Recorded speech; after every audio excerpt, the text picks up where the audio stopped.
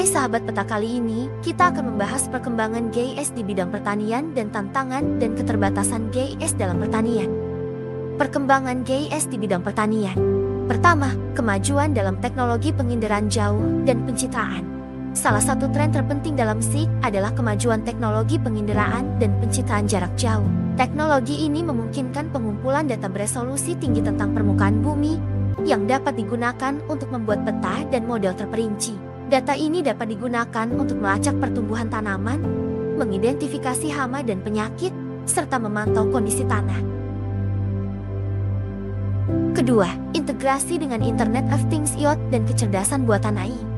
Tren penting lainnya adalah integrasi GIS dengan Internet of Things IoT dan kecerdasan buatan AI. Perangkat IoT dapat digunakan untuk mengumpulkan data tentang lingkungan, seperti suhu, kelembapan, dan kelembaban tanah.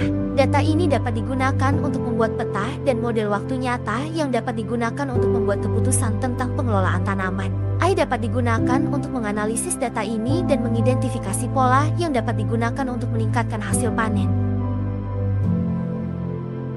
Ketiga, perluasan pertanian digital dan pertanian cerdas.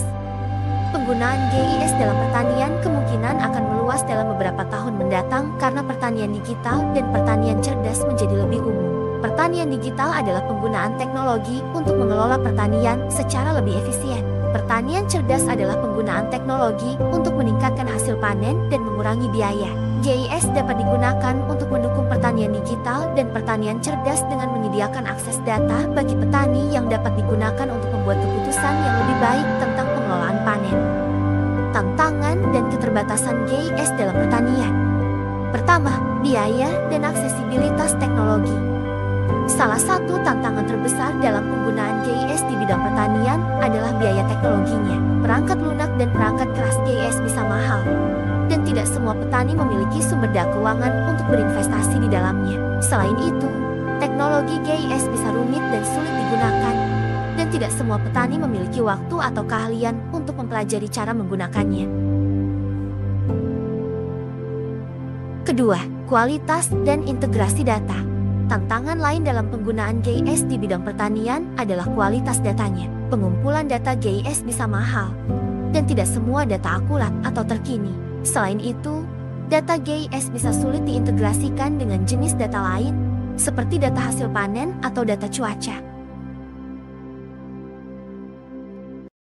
Ketiga, keahlian teknis dan pelatihan.